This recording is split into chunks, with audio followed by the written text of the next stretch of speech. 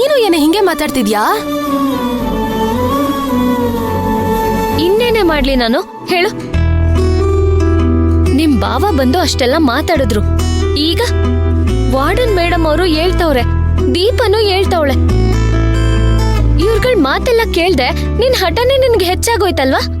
ಏನ್ ಮಾಡ್ಲಿ ಹೇಳು?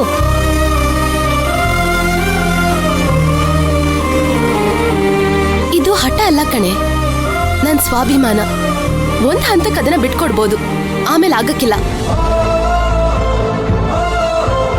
ಇದ್ ನಿಮ್ಗ್ಯಾಕೆ ಅರ್ಥ ಆಗ್ತಿಲ್ಲ? ನಿನ್ ಸ್ವಾಭಿಮಾನ ಬಿಟ್ಟು ಧ್ರುವನ್ ಜೊತೆ ಹೋಗಿ ಬಾಳು ಅಂತ ಯಾರು ಹೇಳ್ತಾ ಇಲ್ಲ ಮೈನಾ. ಧ್ರುವನ್ನ ಸಮಾಧಾನ ಮಾಡಿ ಅವ್ರ ಮನೆಗೆ ಅವನ್ನ ಕಳ್ಸ್ಕೊಡು ಅಂತ ಹೇಳ್ತಿದೀವ ಅಷ್ಟೇ. ತಾಯಿ ಮಗನ ಬೇರೆ ಮಾಡಿದ ಪಾಪ ನಮಗ್ ಬರೋದ್ ಬೇಡ ಮೈನಾ. ಇದನ್ನೆಲ್ಲ ಸರಿ ಮಾಡೋದಕ್ಕೆ ನಿಂಗೊಂದು ಅವಕಾಶ ಸಿಕ್ಕಿದೆ, ಅದನ್ನ ಒಪ್ಕೊಳ್ಳೆ. ಹೌದು ಅದ್ಕೆ, ಅಣ್ಣನ ಬಗ್ಗೆ ನಾನ್ ಹೇಳಿನೇ ನೀವು ತಿಳ್ಕೋಬೇಕು ಅಂತ ಏನಿಲ್ಲ. ಅಣ್ಣ ಹಸು ತಡ್ಕೊಳ್ಳಲ್ಲ. ನೀವು ಬಂದೇ ಬರ್ತೀರಂತ 2 ದಿನದಿಂದ ಉಪವಾಸ ಇದ್ದಾನೆ. ನೀವು ಮನ್ಸ್ ಮಾಡಿದ್ರೆ ಹೇಗಾದ್ರೂ ಅಣ್ಣನ ಮನೆ ಕರ್ಕೊಂಡ್ ಬರ್ಬೋದು.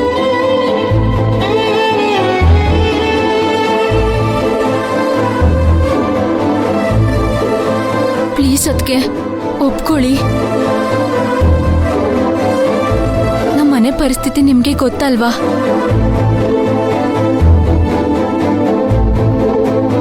ನಾವೆಲ್ಲ ಇಷ್ಟು ಹೇಳ್ತಿದೀವಿ, ಇವಾಗ್ಲಾದ್ರೂ ನಾನು ಹೋಗಿ ಮಾತಾಡ್ತೀನಿ ಅಂತ ಅಟ್ಲೀಸ್ಟ್ ಹೇಳು ಮೈನಾ. ಮೇಡಮ್, ಅವಳು ಒಪ್ಕೊಂಡೇ ಒಪ್ಕೋತಾಳೆ. ದೀಪಾ, ನೀನ್ ನೆಮ್ಮದಿಯಾಗಿ ಮನೆಗೆ ಹೋಗು. ನಿಮ್ಮಣ್ಣ ವಾಪಸ್ ಮನೆಗ್ ಬಂದೇ ಬರ್ತಾರೆ. ನೀವು ಮಾತ್ರ ಹೇಳ್ತಿದ್ದೀರಾ, ಅದ್ಕೆ ಏನು ಹೇಳ್ತಿಲ್ವಲ್ಲ?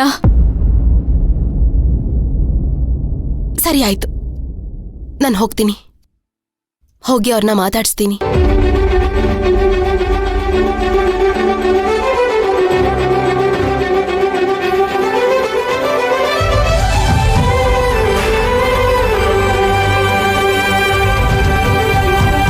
ನೀವು ಮಾತ್ರ ಹೇಳ್ತಿದ್ದೀರಾ, ಅದ್ಕೆ ಏನು ಹೇಳ್ತಿಲ್ವಲ್ಲ? ಸರಿ ಆಯ್ತು, ನಾನು ಹೋಗ್ತೀನಿ. ಹೋಗಿ ಅವ್ರನ್ನ ಮಾತಾಡಿಸ್ತೀನಿ.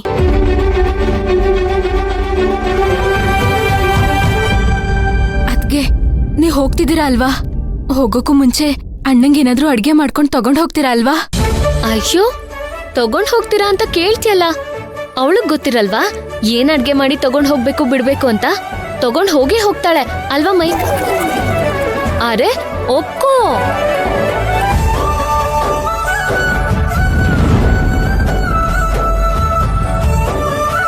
ಏನಕ್ಕ ಇದು? ಅದ್ಕೆ ಏನು ಹೇಳ್ದೆ ಹೋಗ್ಬಿಟ್ರು. ನೀನೇನು ಯೋಚನೆ ಮಾಡ್ಬೇಡ, ನೀನ್ ಧೈರ್ಯವಾಗಿ ಹೋಗು. ಥ್ಯಾಂಕ್ ಯು ಮೇಡಮ್, ನಾನಿನ್ ಬರ್ತೀನಿ. ಸರಿನಮ್ಮ.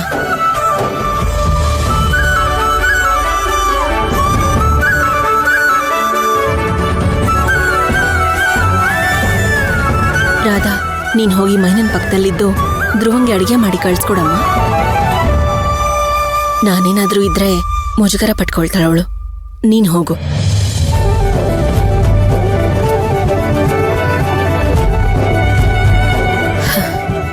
ಮೈನನ್ ಜೀವನ ಸರಿ ಹೋದ್ರೆ ಸಾಕು.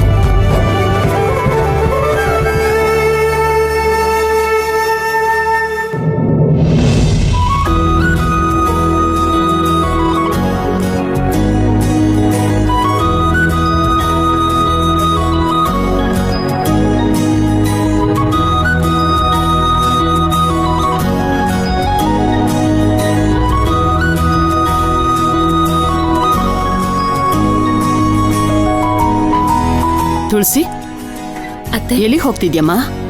ಏನದು ಕೈಯಲ್ಲಿ?